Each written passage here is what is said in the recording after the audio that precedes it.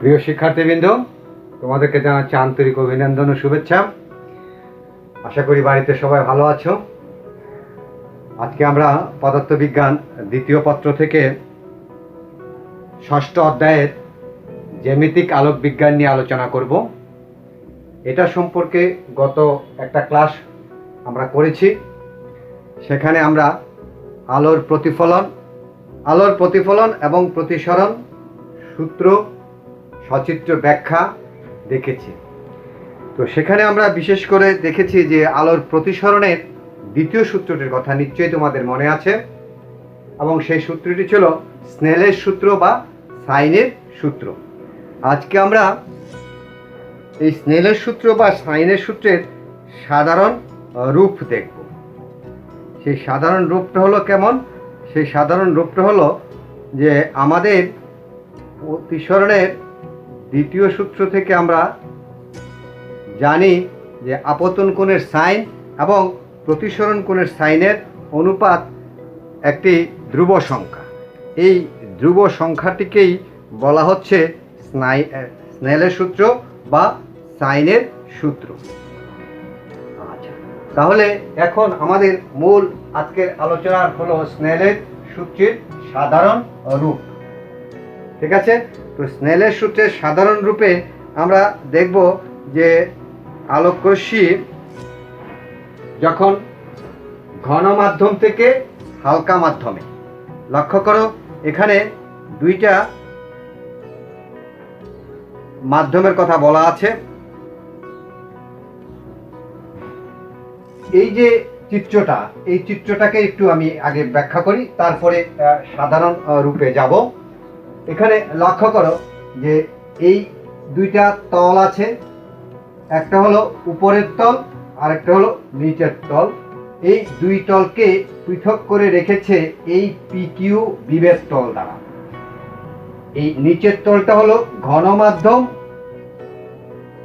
B এবং এর পরম প্রতিসারাঙ্ক হলো μB। এটা হলো আপতিত মাধ্যম। আর বিভেদ তলের উপরের মাধ্যমটা হলো হালকা মাধ্যম A এবং তার পরম প্রতিসারাঙ্ক ধরে নিচ্ছি আমরা μB। ক্লিয়ার? তাহলে আপতিত মাধ্যম হলো ঘন মাধ্যম, প্রতিসৃত মাধ্যম হলো হালকা মাধ্যম, PQ হলো বিভেদ তল। এখন এখানে লক্ষ্য করো এই N ও N' হলো আপতন বিন্দুতে অঙ্কিত অবিলম্ব। ঠিক আছে? আচ্ছা, তাহলে এখন এল এর সূত্রটি ছিল আমাদের যে সাইন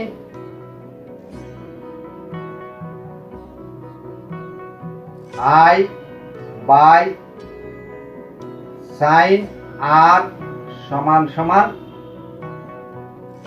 ধ্রুব। এই ধ্রুবটাকে আমরা মিউ দ্বারা প্রকাশ করেছিলাম। ঠিক আছে?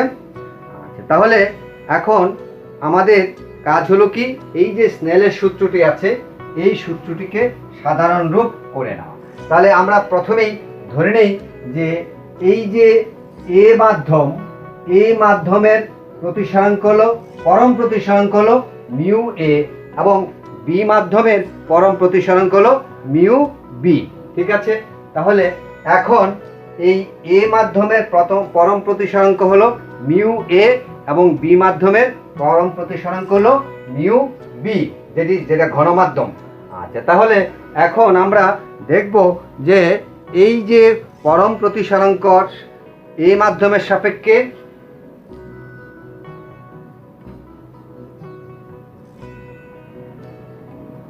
এ মাধ্যমের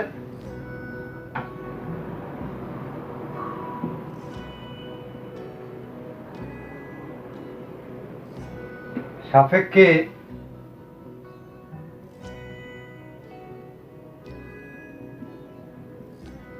বি মাধ্যমের আপেক্ষিক প্রতিসারাঙ্ক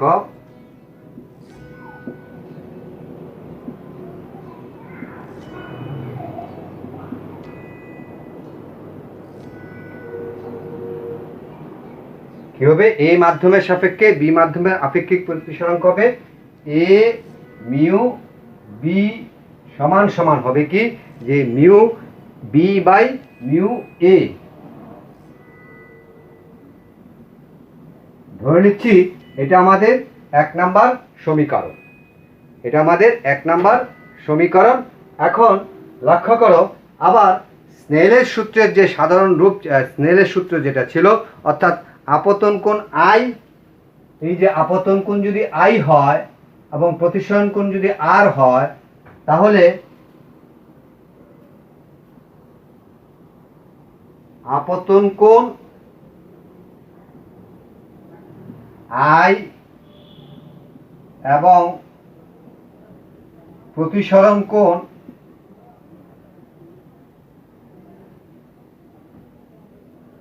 আর হলে থেকে স্নেলের সূত্র থেকে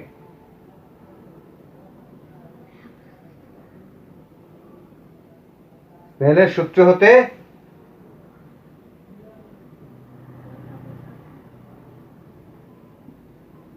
আমরা জানি কি, যে সাই এ মিউ বি সমান সমান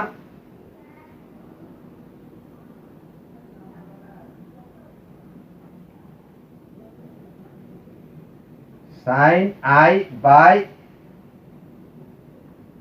সাইন আর। এটাকে দিয়ে আমরা ইকুয়েশন নাম্বার 2, এটা হলো আমাদের ইকুয়েশন নাম্বার 2। এখন দেখো এ মিউ বি সমান সমান ছিল mu B by mu A, এবং স্নেলের সূত্র থেকে এ মিউ বি সমান সমান sine I by sine R. সুতরাং আমরা লিখতে পারি, কি লিখতে পারি, যে mu B by mu A সমান সমান হচ্ছে sine I by sine R, বা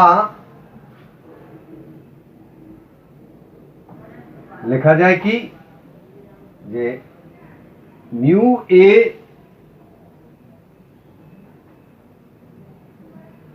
sign I equal to mu B sine R. এই যে সমীকরণটা, এই সমীকরণটা হলো আমাদের স্নেলের সূত্রের সাধারণ রূপ। ঠিক আছে, আচ্ছা, এটা হলো আমাদের স্নেলের সূত্রের সাধারণ রূপ। এখন আমরা দেখব যে আর নতুন আরেকটি টপিকস দেখব। আশা করি তোমাদের বুঝতে সমস্যা হওয়ার কথা না। আমরা নতুন একটি টপিকসে চলে যাচ্ছি।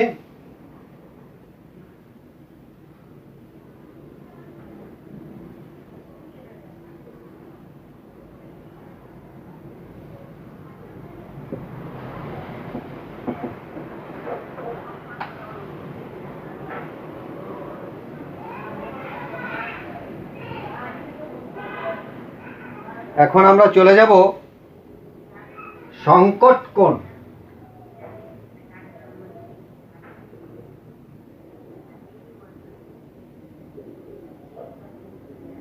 সংকট কোণ, ক্রিটিক্যাল অ্যাঙ্গেল। আচ্ছা, এখন তার ডেফিনেশনটা লক্ষ্য করো এবং চিত্রটা লক্ষ্য করো। চিত্রের বর্ণনাটা আগে একবার দিয়েছি। এখন এখানে আলোকরশ্মি ঘন মাধ্যম থেকে হালকা মাধ্যমে, ঘন মাধ্যম থেকে হালকা মাধ্যমে প্রতিষ্ঠিত হচ্ছে।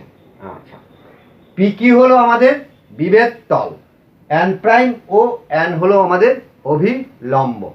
আচ্ছা, তো প্রথমত ধরে নেই যে এ ও একটি আপতিত রশ্মি ও বিন্দুতে আপতিত হয়ে ও এ প্রাইম পথে প্রতিফলিত হচ্ছে। ঠিক আছে, তারপরে ও বি আরেকটি আপতিত রশ্মি, সেটা ও বি প্রাইম পথে অর্থাৎ অবিলম্ব মানে বিভেদ তল ঘেঁষে চলে যাচ্ছে, এবং সেই ক্ষেত্রে এই কোণটা, এই বি এর জন্য এই কোণটা হচ্ছে 90 ডিগ্রি। কোণটা হচ্ছে 90 ডিগ্রি। আচ্ছা, তাহলে এখন দেখো মজার ব্যাপার, এ ও ও এ প্রাইম পথে প্রতিষ্ঠিত হচ্ছে, বি ও ও বি প্রাইম পথে প্রতিষ্ঠিত হচ্ছে, বিভেদ তল ঘেঁষে যাচ্ছে এবং সেই ক্ষেত্রে প্রতিসরণ কোণ হচ্ছে 90 ডিগ্রি। তাহলে নির্দিষ্ট রঙের আলোর জন্য এবং নির্দিষ্ট একজোড়া মাধ্যম জন্য আপতন কোণের যে মানের জন্য প্রতিসরণ কোণ 90 ডিগ্রি হয় এবং প্রতিষ্ঠিত রশ্মি বিভেদ তল ঘেঁষে চলে যায়, আপতন কোণের সেই মানকে বলা হয় যা সংকট কোণ এবং এটাকে থিটা সি দ্বারা প্রকাশ করা হয়। সংজ্ঞাটা আবার একটু লক্ষ্য করো। একটি নির্দিষ্ট রঙের আলোকরশ্মি ঘন মাধ্যম থেকে হালকা মাধ্যমে প্রতিসরণের সময় আপতন কোণের যে মানের জন্য প্রতিসরণ কোণের মান 90 ডিগ্রি হয় এবং প্রতিষ্ঠিত রশ্মি বিভেদ তল ঘেঁষে চলে যায়, আপতন কোণের সেই মানকে সংকট কোণ বলে এবং এটাকে থিটা সি দ্বারা প্রকাশ করা হয়, থিটা সি অথবা কোনো কোনো বইতে আইসি দ্বারাও প্রকাশ করা হয়। ঠিক আছে, আচ্ছা তাহলে এখন এখানে লক্ষ্য করো, এই চিত্রে দেখো এ ও আপতিত রশ্মির জন্য ও এ প্রাইম প্রতিষ্ঠিত রশ্মি অর্থাৎ দ্বিতীয় মাধ্যমে প্রবেশ করছে, বি ও আপতিত রশ্মির জন্য প্রতিষ্ঠিত রশ্মি হচ্ছে ও বি প্রাইম এবং সেই ক্ষেত্রে প্রতিষ্ঠিত কোণের মান হচ্ছে 90 ডিগ্রি, এবং এই প্রতিষ্ঠিত রশ্মি পি কিউ বরাবর বিভেদ তল ঘেঁষে চলে যাচ্ছে। তখনই এই যে কোণটা, এই কোণটাকে বলা হয় আপতন কোণের সেই মানটাকেই বলা হবে যে সংকট কোণ এবং এটাকে আমরা থিটা সি দ্বারা প্রকাশ করছি। ঠিক আছে, এগুলো সংকট কোণ। এবার আসো আমরা যাব পূর্ণ অভ্যন্তরীণ প্রতিফলনের বেলায় যাব। পূর্ণ অভ্যন্তরীণ প্রতিফলনে যাওয়ার আগে আমি তোমাদেরকে আরেকটা কথা বলে রাখছি যে এখানে দেখো এই সংকট কোণের ক্ষেত্রে আপতন কোণ সমান হবে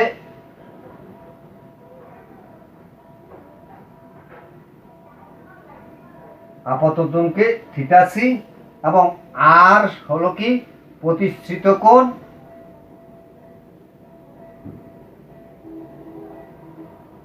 সেটা কত হবে 90 ডিগ্রি। এটা আমাদেরকে মনে রাখতে হবে, প্রতিষ্ঠিত কোণ হবে 90 ডিগ্রি। এই হলো আমাদের সংকট কোণ সম্পর্কিত কথা। এখন আমরা চলে যাব পূর্ণ অভ্যন্তরীণ প্রতিফলন।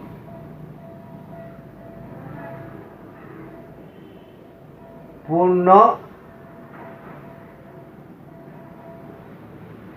অভ্যন্তরীণ প্রতিফলন।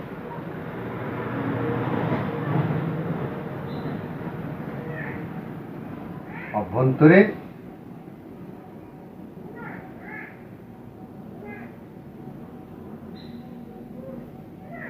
প্রতিফলন, টোটাল ইন্টারনাল রিফ্লেকশন। আচ্ছা তাহলে এখন এখানে লক্ষ্য করো যে এই পূর্ণ অভ্যন্তরীণ প্রতিফলনে একই চিত্র আমাদের ব্যবহার করব। তো এখন এখানে একটু মজার জিনিস তোমরা যদি লক্ষ্য করো তাহলে দেখবে যে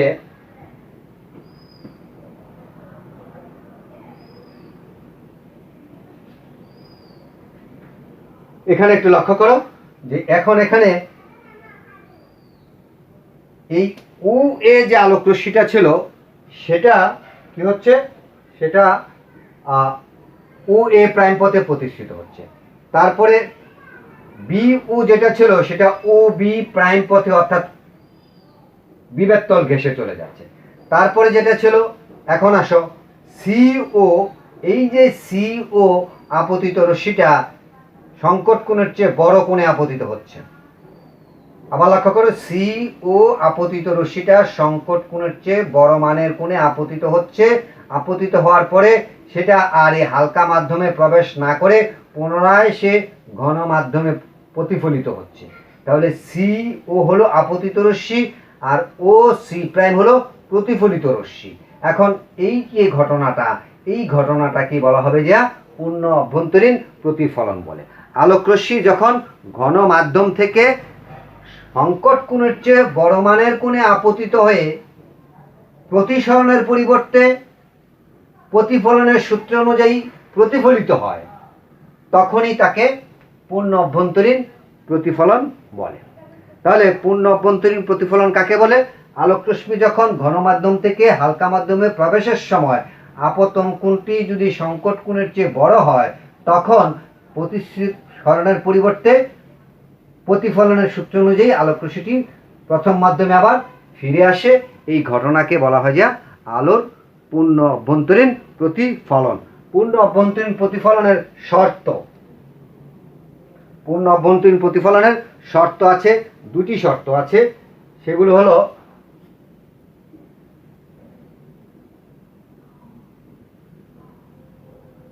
অবশ্যই আলোকরশ্মি ঘন মাধ্যম থেকে হালকা মাধ্যমে প্রতিষ্ঠিত হতে হবে। কোথায় থেকে কোথায় প্রতিষ্ঠিত হতে হবে? ঘন মাধ্যম থেকে হালকা মাধ্যমে প্রতিষ্ঠিত হতে হবে। ঘন মাধ্যম থেকে হালকা মাধ্যমে যখনই প্রতিষ্ঠিত হবে তখনই এই পূর্ণ অভ্যন্তরীণ প্রতিফলন ঘটবে, নাম্বার 1। নাম্বার 2 হলো আপতন কোণ। এই যে আপতন কোণ সংকট কোণের চেয়ে বড় হতে হবে। এখানে দেখো C, number 2 CO, angle of CON greater than theta C. CON সমান সমান greater than theta C। এর অর্থ হলো যে এক্ষেত্রে এখন এখানে আপতন কোণ এবং আপতন কোণ তার চেয়ে বড় হবে, সংকট কোণের চেয়ে বড় হচ্ছে। আচ্ছা, এই হলো আমাদের পূর্ণ অভ্যন্তরীণ প্রতিফলনের কথা গেল। এবার আসো সংকট কোণ এবং প্রতিসারাঙ্কের মধ্যে সম্পর্ক খোঁজার চেষ্টা করি আমরা। সংকট কোণ এবং প্রতিসারাঙ্কের মধ্যে সম্পর্ক খুঁজব। একটু আগে আমরা সংকট কোণের সংজ্ঞা দেখিয়েছি এবং প্রতিসারাঙ্কের সংজ্ঞা গত ক্লাসে আমরা জেনেছি। এখন এই দুইয়ের মধ্যে আমরা সম্পর্ক স্থাপন করার চেষ্টা করি। তাহলে এখন লক্ষ্য করো যে এখানে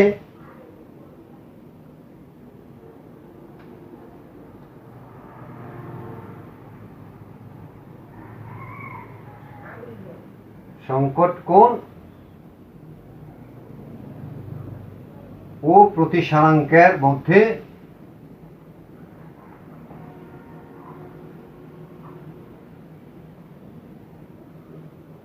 সম্পর্ক।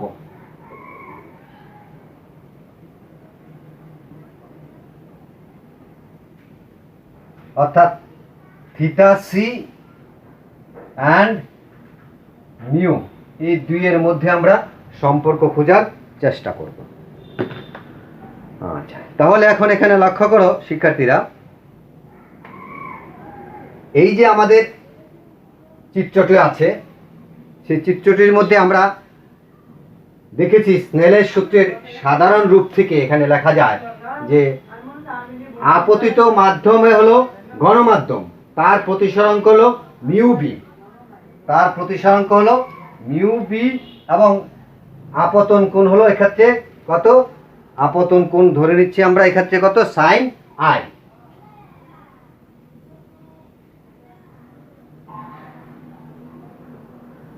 আর দ্বিতীয় মাধ্যম হলো কি? প্রতিষ্ঠিত মাধ্যম, সেখানে প্রতিসরণ কোণ হচ্ছে আর। তাহলে এটা হলো স্নেলের সূত্র থেকে আমরা জানি। স্নেলের সূত্রের সাধারণ রূপ মিউ বি সাইন আই সমান সমান মিউ এ সাইন আর। ঠিক আছে, একটু আগে এটা আমরা দেখেছি যে মিউ বি সাইন আই সমান সমান এ মিউ এ সাইন আর। ঠিক আছে, মিউ এ সাইন আর, এটাকে আমরা 1 নাম্বার সমীকরণ দিয়ে রেখে দিলাম। এটা সমীকরণ নাম্বার হলো 1। মিউ বি সাইন আই সমান সমান মিউ এ সাইন আর, এটা সমীকরণ নাম্বার হলো 1 নাম্বার হলো 1। কিন্তু সংকট কোণের বেলায় আমরা দেখেছি যে আই সমান হয়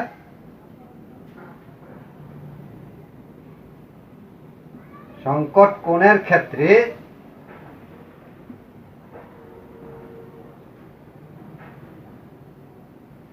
আই সমান হয় থিটা সি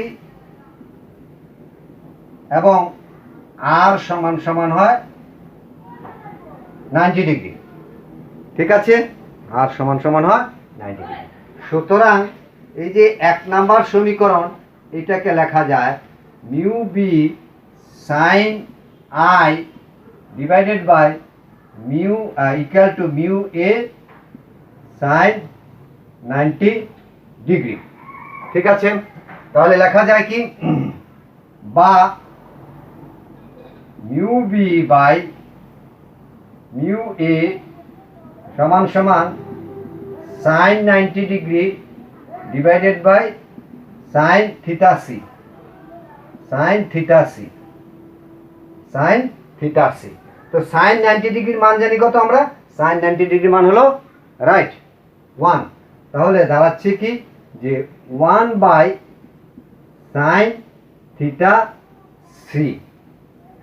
আচ্ছা, তাহলে mu B by mu A সমান সমান 1 by sine theta C, 1 by sine theta C.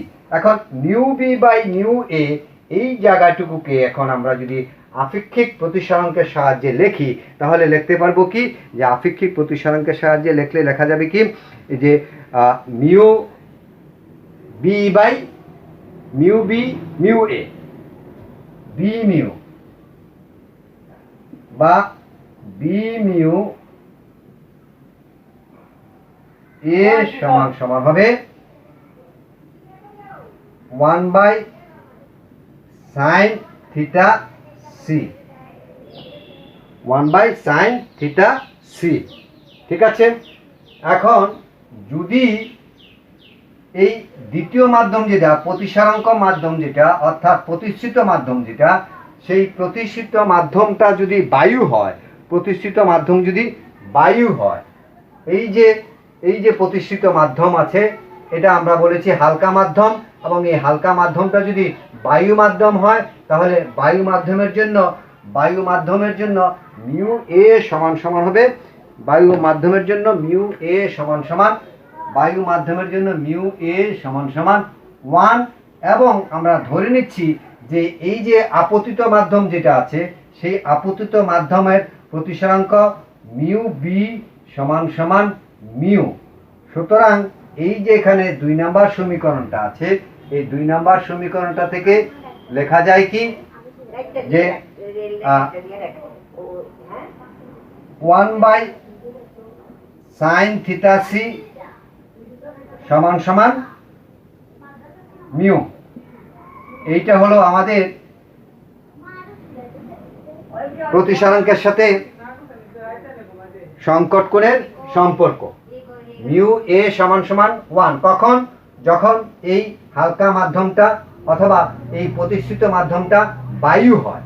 R mu B সমান সমান মিউ, অর্থাৎ এই ঘন মাধ্যমের প্রতিসরাঙ্কের মানটা আমরা ধরে নিচ্ছি মিউ বি সমান সমান মিউ যদি হয়, তাহলে এই 2 নম্বর সমীকরণ থেকে লেখা যায় কি 1 বাই সাইন থিটা সি সমান সমান মিউ।